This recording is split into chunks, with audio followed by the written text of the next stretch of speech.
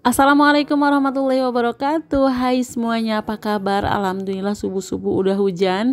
Di tempat kalian kira-kira hujan gak sih? Sekalian aku absen, teman-teman semua berasal dari daerah mana aja? Dan mungkin musim hujan ini udah menyebar di seluruh Indonesia dan juga seluruh luar negeri. Dan mungkin di luar negeri sekarang udah musim dingin. Dan enaknya kalau misalkan hujan-hujan gini langsung rebahan ke kasur, ambil selimut dan tidur lagi. Tapi tidak begitu ya teman-teman. Untuk seorang ibu rumah tangga pastinya kalau kita maksain untuk tidur pagi, semua rutinitas bakal berantakan.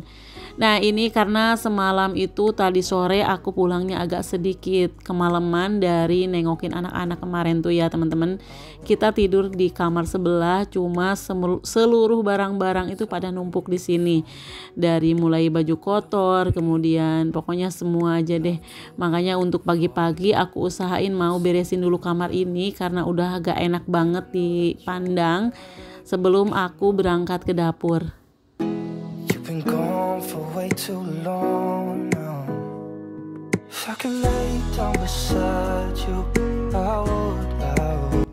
Dan resiko juga kalau misalkan kita punya anak-anak kecil selalu punya mainan yang berserakan. Termasuk di kamar ini tadi itu berserakan banget mainan anak-anak. Anak-anak aku sekarang ini lebih suka ngegambar bendera-bendera dari berbagai dunia loh teman-teman. Terutamanya dari Palestina dan negara-negara lainnya. Sekarang mereka tuh udah pada hafal bendera-bendera luar negeri, padahal waktu kita bocil dulu kayaknya jarang yang ngapalin bendera-bendera.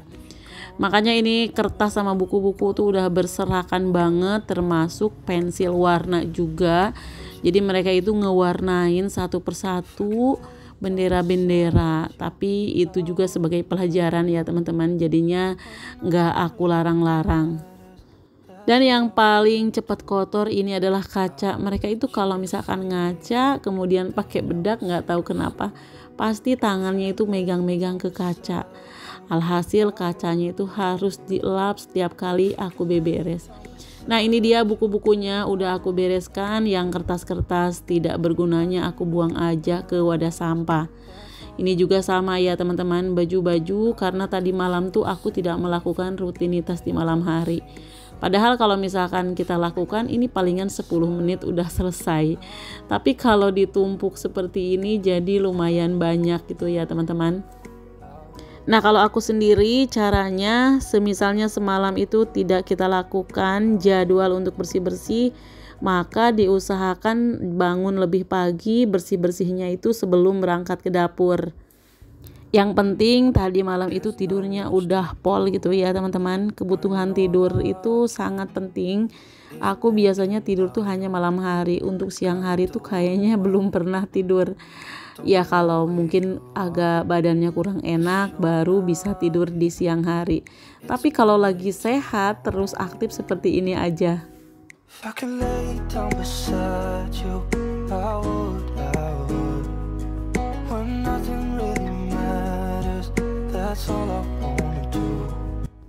Sambil lanjut beberes, di sini aku mau bacain beberapa komentar dan sekalian mau menanggapi gitu ya teman-teman. Dan ini ada salah satu pertanyaan dari @berliana_angelina. Dia itu nanyain, cepet tua nggak sih jadi seorang ibu rumah tangga? Pertanyaan yang menurut aku lumayan unik gitu ya teman-teman. Mungkin ada di antara teman-teman yang tahu jawabannya. Kalau aku sendiri nggak tahu juga ya, nggak tahu apakah kita cepet tua atau enggak. Tapi kita tetap ngerasa selalu muda kok, selalu bersemangat setiap harinya. Dan menurut aku apapun profesi kita, bukan hanya seorang ibu rumah tangga, kalaupun kita kerja di luar misalkan jadi wanita karir, ketika banyak stresnya pasti bakalan cepet tua. Tapi kalau jadi ibu rumah tangga, kita menjalaninya dengan happy, semuanya ikhlas, ridho lillahi ta'ala, insya Allah bakalan terpancar dari wajah kita itu satu kebahagiaan. Ada salah satu tips ketika kita pengen selalu awet muda walaupun misalkan dengan pekerjaan ibu rumah tangga yang begitu numpuk. Yang pertama, jangan lupa merawat tubuh, minimal mandi gitu ya teman-teman. Kadang-kadang kita kan sibuk dari mulai bangun tidur sampai dengan tidur kembali, lupa sampai mandi, atau misalkan hari ini tuh gak keramas mandinya buru-buru. Padahal dalam Islam sendiri kita dianjurkan sebagai ibu rumah tangga itu berhias di hadapan suami, yang pastinya di rumah gitu ya teman-teman, bukan cuma pas keluar aja rapi, pas di rumah acak-acakan, terutama pas ada suami tentunya di rumah. Dan bukan hanya mandi dan keramas aja yang harus kita lakukan setiap hari, kita pun harus benar-benar mengontrol pola makan kita. Harus semuanya seimbang gitu ya teman-teman. Dengan banyak makan buah dan sayuran, tentu saja semua orang udah tahu ya, itu bakal menyehatkan kulit. Karena kulit adalah faktor utama wajah kita itu terlihat tua atau badan kita itu kelihatan tua gitu ya teman-teman, dari kulitnya. Nah, jangan lupa juga kita kan selalu sibuk dengan kehidupan kita, makanya setiap hari itu harus asupan air itu harus ya teman-teman. Jadi kalau misalkan kita udah kerasa haus, langsung aja minum, walaupun misalkan nggak teratur, tapi tubuh kita itu udah ada sinyalnya. Kalau misalkan badan udah kekurangan air, itu ada tandanya, yaitu haus ya teman-teman. Jangan sampai menunda-nunda, apalagi ketika haus datang, itu langsung minum sebanyak-banyaknya. Dan sebenarnya nggak terlalu perlu juga sih untuk skincare yang mahal. Kita kan sebagai muslim setiap hari itu udah wudhu selama 5 kali dalam sehari, bahkan lebih mungkin ya kalau yang selalu melakukan sholat sunat. Jadi di rumah kita juga kan nggak terlalu terkena sinar matahari, jarang keluar rumah, makanya menurut aku ke kulit itu bakalan lebih bersih, lebih glowing juga gitu ya teman-teman. Dan aku yakin juga semua ibu rumah tangga itu punya skincare masing-masing. Nah, ini juga ada 2 pertanyaan sama yang satu lagi bukan pertanyaan gitu ya teman-teman. Aku jawab yang atas dulu. Gimana caranya nenangin anak-anak karena katanya suka bolak-balik gitu sehingga beberesnya nggak jadi. Nah, kalau aku sendiri jadi tipsnya kayak gini. Jadi kan anak-anak itu memang dilema juga, disuruh keluar kitanya khawatir mereka main sama siapa di luar, takut juga ada orang yang jahat, misalkan takut ada motor, ada mobil, bahaya juga.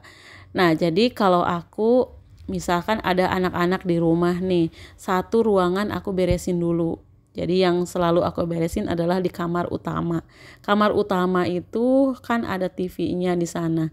Atau kalau misalkan teman-teman punya ruang TV khusus, beresin dulu deh ruang TV-nya di situ. Nah, setelah semua beres rapi, baru anak-anak ditempatkan di situ. Mereka suruh nonton TV atau misalkan main di situ ya teman-teman. Karena tempatnya udah bersih kan. Nah, dengan begitu mereka pun gak bakalan bolak-balik. Kemudian kita kasih pengertian supaya mereka itu gak bolak-balik karena bahaya. Ketika kita lagi beres-beres, terutamanya ngepel, mereka bolak-balik itu bisa bahaya juga. Nah, untuk komentar yang kedua itu dari @ruhani Muhammad. Masya Allah, ini sahabat dari Malaysia. Katanya suka kalau misalkan ngelihat konten aku lagi bersih-bersih. Terima kasih banyak sudah menonton video aku yang sangat sederhana ini. Dan aku sangat bahagia kalau misalkan video sederhana ini bisa membuat orang-orang termotivasi untuk beres-beres. Karena memang beres-beres itu bisa menular gitu ya teman-teman. Nah, alhamdulillah itu di luar hujan lagi ya teman-teman. Tadi sempat berhenti sebentar, kemudian hujan lagi. Alhamdulillah jadi makin sejuk di dalam rumah. Nah, aku mau menanggapi ya komentar yang kedua tadi. Aku ucapkan terima kasih banyak siapapun, pokoknya komentar itu mewakili mungkin untuk teman-teman. Karena kebanyakan yang nonton video aku itu adalah orang-orang yang sedang mencari motivasi.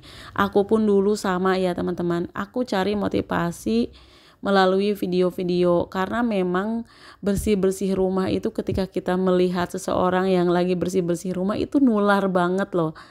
Jadi pas kita lagi males, terutamanya dengan rumah kita yang berantakan, pas ngelihat ada video yang lagi bersih-bersih itu benar-benar kayak membakar semangat. Nah, kemudian aku acak-acak lagi komentar yang masuk ini dari @eisrobiatul. Jadi pertanyaannya, bagaimana tipsnya supaya di rumah itu nggak ada lalat? Nah, terutama di musim hujan kayak gini ya teman-teman. Memang lalat itu kadang-kadang suka datang kalau di rumah kita itu bau.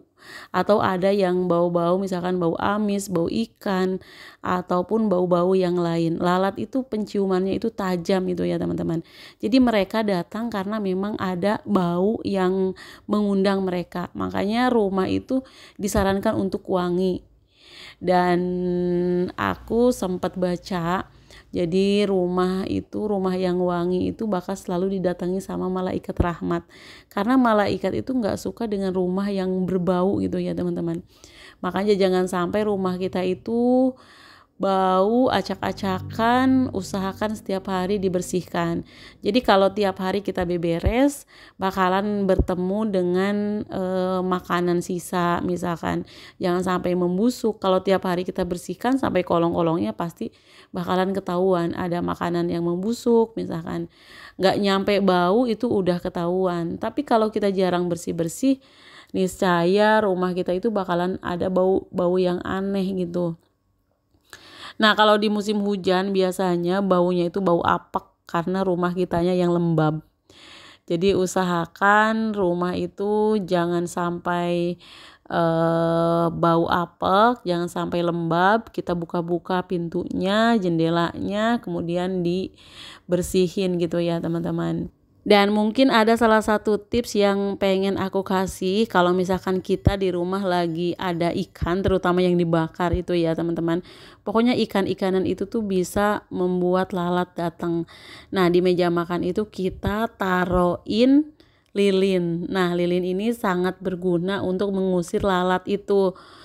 Biasanya yang ada lalatnya itu kalau misalkan kita lagi bikin sambal terasi.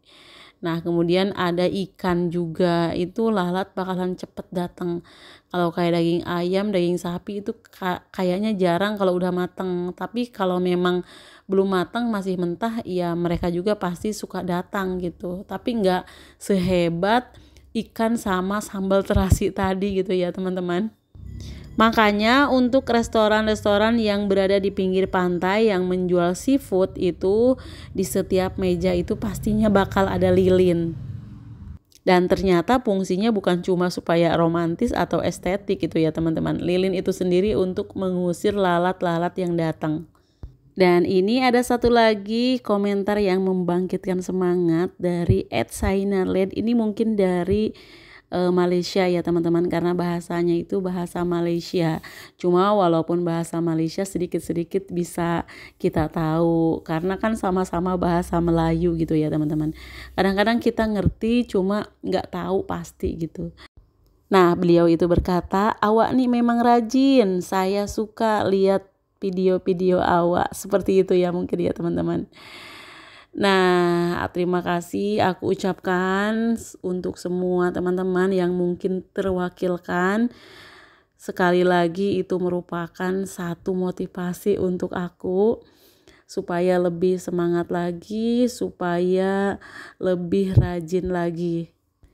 Dan ini ada satu lagi komentar dari @sitimunajifah. Beliau ini berkata, katanya kalau misalkan ngepel nggak langsung dilap itu kok langsung kelihatan kotornya. Tapi kalau misalkan langsung dilap itu jadi bersih. Iya memang ya teman-teman, sebersih apapun misalkan kain pel yang kita gunakan, kalau kita habis ngepel itu kayak di atas permukaan keramik itu kayak ada warna kayak bercak-bercak airnya gitu. Makanya aku selalu kalau misalkan terutama nyempelannya itu basah banget, maka di kaki itu suka pakai lap. Jadi untuk ngepel itu sekarang nggak mundur, tapi ngepelnya malah maju. Soalnya sekalian dilap menggunakan lap kering biar cepat kering. Jadi kalau cepat kering nggak bakalan terlihat noda-noda airnya. Nah, untuk ngepel di sini juga sama, setelah aku pel ini beberapa kali karena tadi tuh basah banget ya, teman-teman. Jadi aku langsung menggunakan lap kering supaya nantinya itu enggak terlalu terlihat bekas-bekas dari air itu sendiri. Dan alhamdulillah nggak kerasa sambil beraktivitas, sambil membacakan komentar dari teman-teman semua. Terima kasih yang sudah menonton. Assalamualaikum warahmatullahi wabarakatuh.